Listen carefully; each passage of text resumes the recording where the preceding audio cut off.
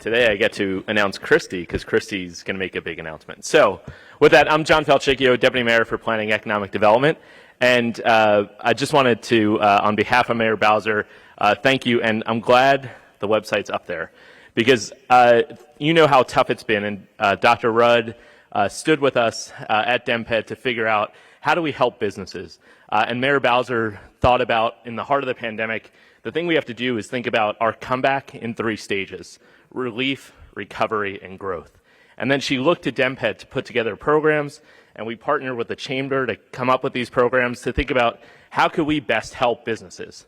And Mayor Bowser, with her partners on the council, cobbled together some local funds, some federal funds, and they gave DemPed a pool of nearly $350 million to support DC businesses. You can clap for that. So that's a lot of money, and there were a lot of different grant programs that we had, more than a dozen and a half grant programs that we put together. And we created one website that the business community could find those grant programs. And those, does everybody know that website? Oh man, the room, Mayor. I got to warm up the room for the mayor. What's that website? Thank you. So with that, if you go to FY23 right now, there's a couple different grant programs that are open or soon to be open. And I'll highlight just a few. We do list all of our grant programs there. We put dates that we expect to open those grant programs. So there's a couple right now. So we said that relief, recovery, and growth. And relief is still something that's needed.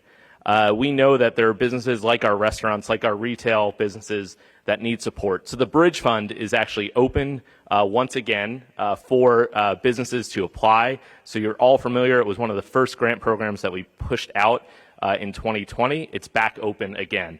So go to FY23 to check out that program. And then, Ben's Chili Bowl opened in 1958. What you might not know is that in 1982, Virginia Ali had the vision to buy the building. So we've got a program to make sure, Mayor Bowser put this together. It's called the Commercial Property Acquisition Fund, and we'll give you down payment assistance to help you buy the building so that you can be in the district as long as Virginia Ali has been and thrive as long as Ben's Chili Bowl has thrived.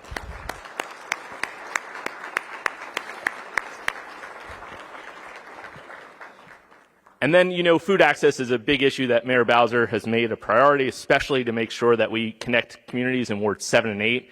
So the Food Access Fund is now open as well. So the concept is simple. We want to make sure that businesses that thrive on the west part of the city can thrive on the east part of the city, and those that are thriving on the east part of the city can open more locations on the east part of the city. So look to the Food Access Fund as a way to grow your business. For those who have a grocery store, a market, or a restaurant concept, Food Access Fund is open right now, and you could apply at... Thank you. We also had some innovative programs. The mayor went up to Capitol Hill to testify to make D.C. the 51st state. And when she was up there, thank you. When she was up there, people didn't believe that we had manufacturing. Dr. Rudd highlighted one such manufacturer, a tequila so smooth that you wouldn't know it, but your water glasses are actually tequila glasses this morning. Tiffany, like that one? Yeah. Okay. But we wanted to make sure that we could support local manufacturing. And I want to highlight one grantee. I know there were many, many grantees. The team at DemPed, who's sitting over here at table 5, they might look small, but they are very mighty because they pushed out these $350 million in grants.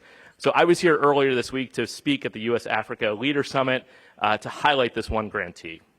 They, in local manufacturing, had a concept to put together a makerspace for beauty supply so that we can actually make sure that all the creativity that we hold here in D.C., that there was a space for makers who want to create beauty supply products, that they would be able to do that right here in Washington, D.C.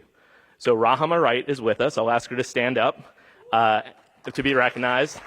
Is with us. She's going to open the very first beauty supply makerspace that we know of, and she's going to do it right in Ward 7 on Benning Road.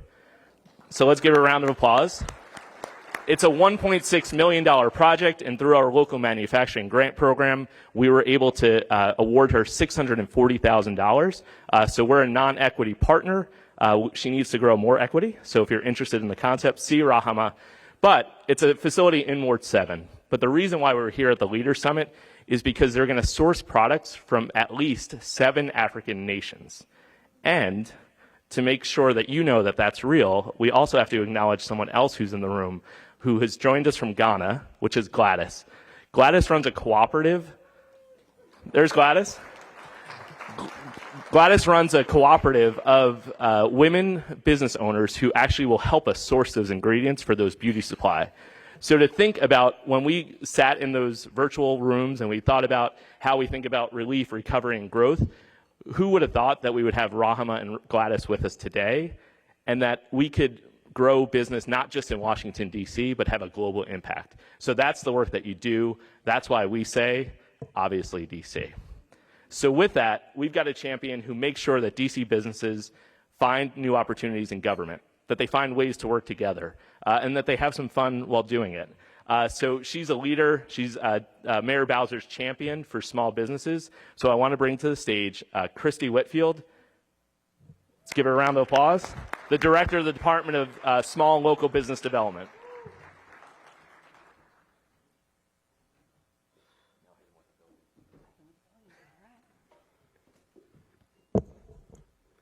Good morning, everyone. A little better. You guys know me. Good morning, everyone. That's what I'm talking about. My name is Christy Whitfield. It is my honor to serve Mayor Bowser as the director of the Department of Small and Local Business Development. And, you know, we're in a bunch of seasons. Like, there's always a season for DSLBD. You know, we're in the Main Street season. We're in the Art All Night season. We're in the constantly in the Shop Small season. But right now we're in the Green Book season. And it was interesting because we had a team member, Miss Carolyn, for people who don't know, who after 16 years decided to retire. You remember Miss Carolyn? Yes, snap it up for Miss Carolyn. And we had invited, you know, some past directors to come and just honor her. And so I said to one of them, in what I thought was a knowing way, well, we're in the Green Book season. I'm going to release the Green Book tomorrow. And they looked at me blankly. Oh, I didn't do that when I was there, because they worked for a different mayor, not our mayor, a previous mayor. Like, yeah, y'all started that. And I was like, yeah, she did, didn't she, right? So Kathy talked about progress moving at the speed of trust. And we have always had a goal to spend and keep our local dollars local. But how do you build trust? Our mayor said, trust me, but watch me. So you know what I'm going to do? I'm going to write it down. And I'm going to tell you where to look for the opportunity. And so in that first term, the Green Book was created. And the CBEs and businesses everywhere could say, where is the government spending money? How do I get in there? And then we watched the numbers grow and grow and grow. And then people started saying, well, how do I do this? How do I get this? How do I find this? Well, trust us. Let's make it a little deeper. Let's make it a little better. And in the last term, we brought it online and made it searchable. And we said, go in there and search by your NIGP codes, search by your agency, search by a keyword, but get those opportunities. And more things happened. And people said, well, why isn't it more? Why isn't it more? When I was appointed in 2017, it was unfathomable to think about spending $1 billion with local business. For many people, but not our mayor. And our mayor said, trust me and watch me. And last year, we broke what was previously an unbreakable ceiling of spending $1 billion with small businesses. Give it up for Mayor Bowser on this. But let me ask you a question. Is our mayor ever done? Oh, you guys are disappointing me. Is our mayor ever done? No, she is not. And so she said, now that we've done it, are we checking the box? And we're like, okay, we're finished. That ceiling became the floor. And she set the new goal at least $1 billion. So every year, at least $1 billion, we're going to spend with small businesses, and more and more and more. Because our mayor breaks barriers, our mayor breaks boundaries and creates history every day. And we are here to help you get there along the way. She has built trust in words and deeds and print media, and now all digital, which I'll let her talk about. It is my honor to say Happy Green Book Day, y'all. And keep shopping small, and please give it up for our historic mayor, Mayor Muriel Bowser.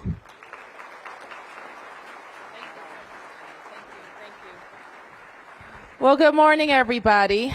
I am thrilled to see this room filled with business people who are hiring DC residents and helping to keep our economy humming in Washington, D.C. So give yourselves a big round of applause.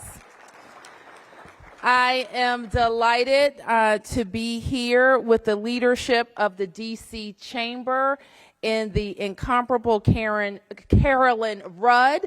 Dr. Rudd, we just so appreciate your leadership in a difficult time for business and for the city, but you were unfailing in leadership and taking on new initiatives. And as I was sitting there, I was reading your report.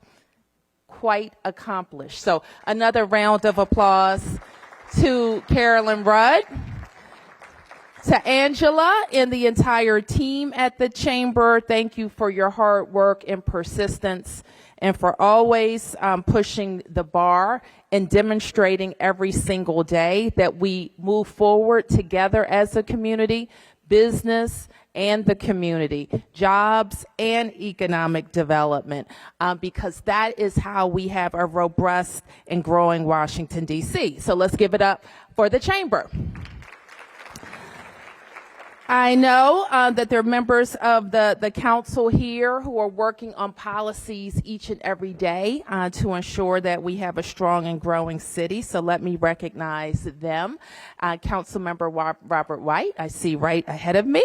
Councilmember Christina Henderson, Councilmember Brianne Nadeau, and Councilmember Brooke Pinto. Give them another round of applause. We have to give them a big round of applause because they have a big meeting coming up. And they need our encouragement. Give them a big round of applause. And so finally, Councilmember Janice George. Let's give her a big round of applause. And I am very grateful to our team at DC government who has just done an incredible job. I'm proud of them. I'm grateful for their service. And we simply couldn't do it without them. I want to start with our team at DMPED and Deputy Mayor John Falchicchio. Thank you for your service, John, the DMPED team. And where are the other members of our administration? Please stand up and be recognized. Thank you so much for your service. So Christy has already talked about our Green Book, which I started in the early days of my tenure. And one of the big reasons I started the Green Book, and some of you have had this experience, you're in a room like this and somebody will come up to me or a member of the administration and says, you know, I have a business, I have this idea, and I want DC government to support it. And I say, that is a great idea, but DC government isn't buying that right now. But I want to introduce you to the chamber. I want you to go to this event. I want to introduce you to other people in the business community. But DC government is buying a lot. And if you want to work with us, this is what we're buying. And so I would typically send people to different directors and say, you know, talk to them about what they need in the years coming up. And so instead of doing that informally, I thought it was very important that everybody knows a year in advance, if you want to work with us, and, you know, we're good to work with, then please get in this business or partner with a company that's in business for something that we're buying. So that is how we generated the Green Book. And just to say, this is what we're buying. And we're a $20 billion entity, so we buy a lot. You want to work with us, please review what we're going to be buying in the upcoming year. We've grown the Green Book from the time that we started it, not just to include agencies under the purview of the mayor, but also agencies that are, work with us every day, like the Metropolitan Transit Authority at Metro. And they are, they have so many zeros behind what they're buying, it hardly fits in the book.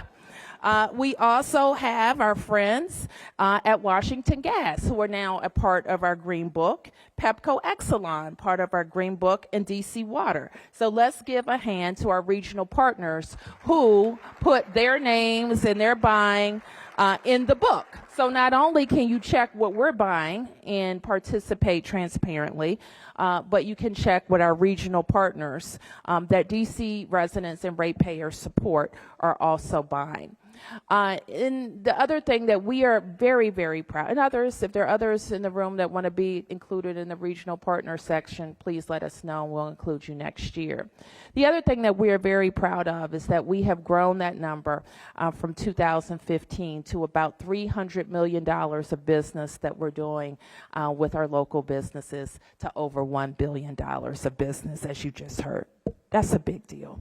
And we are very, very proud that this year we have a focus on equity, of course, as we always do, and we are increasing our goal by $60 million. So this year our agencies are tasked with doing over $1.1 billion of business with our local companies. So you are, as Christy has mentioned, you will find a QR code either in this book or we're going to pass them out so that you can distribute to friends, business associates, so they too can know what we're working on with this Green Book. So again, we are grateful to work with you. We want continued ideas and partnerships. And most importantly, we want to hire DC residents. 4 years ago, I had an opportunity to talk to the city when I was sworn in again as mayor.